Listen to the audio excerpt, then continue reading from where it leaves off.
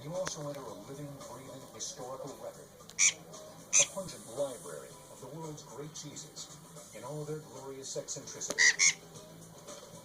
Whether it's in California's celebrity-friendly cheese store of Beverly Hills, we did it, across from Burgundy, or the bustling Fairway Market, 3,000 miles away in New York City. I'm asking if this thing Andre is right. I don't put it out if it's not right. Yeah? Proteins into volatile compounds that pack a powerful odor. The stinkiest cheeses were created by medieval Trappist and Benedictine monks, who brought great creativity to the final stage of cheese making, ripening. These are stinky cheeses because they're washed rind cheeses. These guys learned that if they would rub the surface of the cheese, and mostly these were cow's milk cheeses, be it water, gushy, and excruciatingly delicious in order for it to stand up to the black bread and the really strong beers and the other stuff that they ate that was so lusty in those days. Another legacy of the Trappist recipe is the famously odoriferous Limburger cheese. At the Chalet Cheese Co-op in Monroe, Wisconsin, master cheesemaker Myron Olson makes Limburger in the same handcrafted manner that the company has used for over a century. Once the curd is formed, it's hand salted, then sent off to the ripening cellar, where it gets a benchmark bacterial smear. What we're doing is we acidy, crumbly type of cheese to where it becomes soft. It softens on the outside of the cheese and works its way in. Limburger is not necessarily the smelliest of washed rind cheeses. Perhaps it's the type of smell that people remember.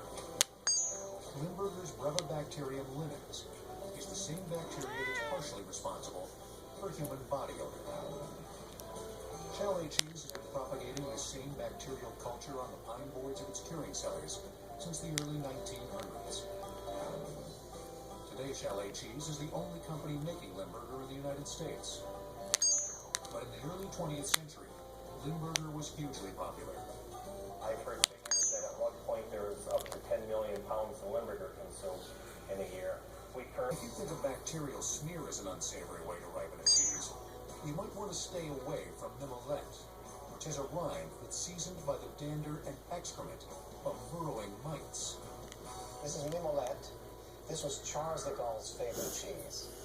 And when you turn it over, they allow the mites to eat into the rind. Again, this is tradition and may in fact have some effect on the flavor. The cheese, oddly enough, is quite mild and is somewhere between a cheddar and an Edam.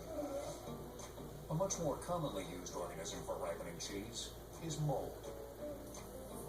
The white rind and the great soft ripened cheeses like Brie and Camembert, all mold. But go ahead and take a bite. The mold on cheese is cultivated carefully, nothing like the type growing in a musty basement. The French have been around a long time, and they've eaten a lot of mold in their day. In the same family as Brie, these bloomy rind goat cheeses known as Crottin and Camellia are maturing at the Redwood Hill Farm. Early in the process, cheesemaker Jennifer Weiss staged that mold migrates to the surface of the cheese, since it needs air to live. The cheeses are turned so that gravity will evenly distribute